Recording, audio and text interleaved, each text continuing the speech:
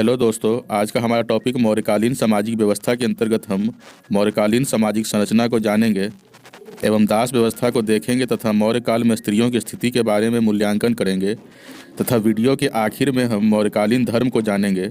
तो दोस्तों, वीडियो के आखिर तक बने रहें। एक ज़रूरी सूचना, अगर आपने हमारा पिछला वीडियो नहीं देखा है तो उसका लिंक डिस्क्रिप्शन में दे दिया गया है, जाकर वहां से देख लें ताकि आपको मौर्यों के प्रशासन के बारे में समझने में आसानी हो। इस क्लास के पीडीएफ के लिए हमारे टेलीग्राम तथा व्हाट्सएप ग्रुप ज्वाइन करें, लिंक डिस्क्रिप्शन में ही प्रोवाइड करवा दिया गया है। दोस्तों, बिना देर किए हम आज के अपने टॉपिक पर आते हैं। मौर्यकालीन सामाजिक व्यवस्था। मौर्यकालीन समाज की संरचना का ज्ञान हमें कौटिल्य द्वारा रचित अर्थशास्त्र, मेगस्थनीज के यात्रा वृत्तांत इंडिका, अशोक के अभिलेखों तथा रुद्रदामन के जूनागढ़ अभिलेखों से होता है। मेगस्थनीज ने भारतीय समाज को 7 जातियों में विभक्त किया है। वेरी इंपॉर्टेंट, एग्जाम में पूछा जाता है मेगस्थनीज के अनुसार भारतीय समाज कितने जातियों में विभक्त था, तो इसे याद रखेंगे। पहला है दार्शनिक, दूसरा किसान, तीसरा अहीर, चौथा कारीगर एवं पांचवा सैनिक, छठा निरीक्षक, सातवां सभासद। इनमें सर्वाधिक संख्या किसानों की थी। देख लेते हैं दास प्रथा। मेगस्थनीज तथा स्ट्रैबो के अनुसार भारत में दास प्रथा नहीं थी, जबकि मौर्यकालीन अर्थव्यवस्था में दासों का महत्वपूर्ण योगदान था। त्रिपिटक में 4 प्रकार तथा कौटिल्य ने 9 प्रकार के दासों का उल्लेख किया है। अशोक के अभिलेखों में दास एवं कर्मकार का उल्लेख है। कौटिल्य के अर्थशास्त्र के अनुसार मौर्य काल में दासों को कृषि कार्यों में बड़े पैमाने पर लगाया गया। तो दास प्रथा के बारे में कौटिल्य का अर्थशास्त्र बताता है, परंतु स्ट्रैबो और मेगस्थनीज मानते हैं कि भारत में दास प्रथा नहीं था। आगे देख लेते हैं स्त्रियों की स्थिति। मौर्यकालीन समाज में स्त्रियों की स्थिति स्मृति काल की अपेक्षा अधिक सुरक्षित थी। उन्हें पुनः विवाह व नियोग की अनुमति थी। स्त्रियों को प्रशासन में शामिल किया जाता था। स्त्री एवं पुरुष दोनों को मोक्ष अर्थात तलाक लेने की अनुमति थी। कौटिल्य ने मोक्ष शब्द तलाक के लिए प्रयुक्त किया है। वेरी इंपॉर्टेंट, मोक्ष शब्द को याद रखेंगे। आगे देखते हैं मौर्यकालीन समाज में विधवा विवाह प्रचलित था। कुछ विधवाएं स्वतंत्र रूप से जीवन यापन करती थी, जिसे छंदवासिनी कहा जाता है। वेरी इंपॉर्टेंट, समाज में वेश्यावृत्ति की प्रथा प्रचलित थी तथा उसे राजकीय संरक्षण भी प्राप्त था।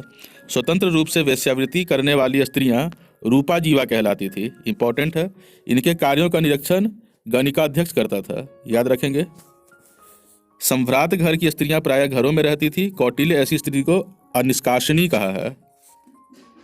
कुछ यूनानी लेखकों ने मौर्य काल में उत्तर पश्चिम में सैनिकों की स्त्रियों के सती होने का उल्लेख किया है, जबकि अर्थव्यवस्था में सती प्रथा का कोई प्रमाण नहीं मिलता है।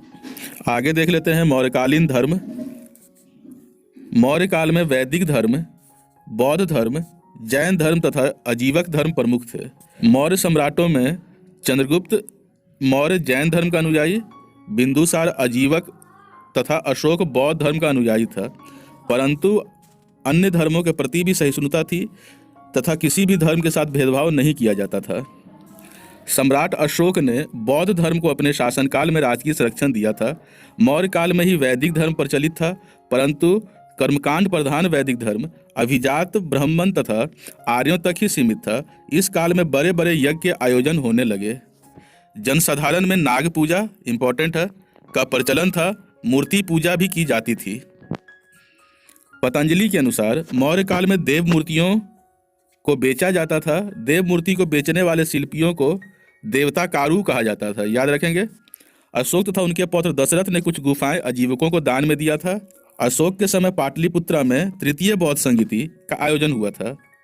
इंपॉर्टेंट है, बौद्ध ग्रंथों के अनुसार अशोक ने 84,000 स्तूपों का निर्माण कराया था। चंद्रगुप्त मौर्य ने श्रवणबेलगोला में जाकर जैन प्रथा संलेखना के अनुसार प्राण त्याग दिए। याद रखेंगे। मेगस्थनीज ने धार्मिक व्यवस्था में डायोनिसियस तथा हेराक्लीज की चर्चा की है, जिसकी पहचान शिव एवं विष्णु से की गई है। यहाँ से क्वेश्चन पूछा जाता है कि मेगस्थनीज के अनुसार डायोनिसियस किसे कहा गया है तथा हेराक्लीज किसे कहा गया है, तो क्रमशः ये शिव और विष्णु हैं। दोस्तों, इसी के साथ आज की हमारी क्लास खत्म होती है। अगले वीडियो के माध्यम से हम मौर्यकालीन अर्थव्यवस्था एवं मौर्यकालीन कला के बारे में चर्चा करेंगे। तो दोस्तों, आपको हमारा वीडियो सीरीज पसंद आ रहा है तो वीडियो को लाइक करें। अगर चैनल को सब्सक्राइब नहीं किया है तो चैनल को सब्सक्राइब करें ताकि अगले वीडियो का नोटिफिकेशन आप तक पहुंच सके। हमारे चैनल पर बने रहें, पढ़ते रहें, रोज नया सीखते रहें। धन्यवाद।